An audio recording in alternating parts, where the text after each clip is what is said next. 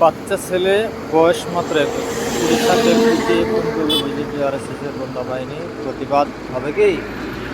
প্রতিবাদ হবে না। আবারও বিজেপি শাসিত উড়িষ্যা, ফের বাংলাদেশের সন্দেহ বাংলার পরিযায়ী শ্রমিকের গণহত্যা।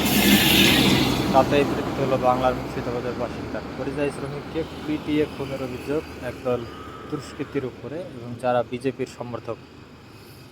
ঘটনায় গুরুতর আহত হয়েছেন আরও দুজন, তারা আশঙ্কাজনক অবস্থায় হাসপাতালে চিকিৎসাধীন। বাংলার মন্ত্রী আখরুজ্জামানের প্রতিক্রিয়া, বিজেপি বাংলা বিরোধী, বিশেষ করে ওরা মুসলিম বিরোধী।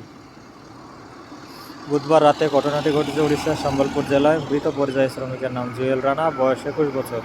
তিনি মুর্শিদাবাদের সুতি 1 নম্বর ব্লকের বাসিন্দা। আহতদের নাম আরিক শেখ ও পলাশ শেখ। তারা প্রত্যেকেই মুর্শিদাবাদের বাসিন্দা।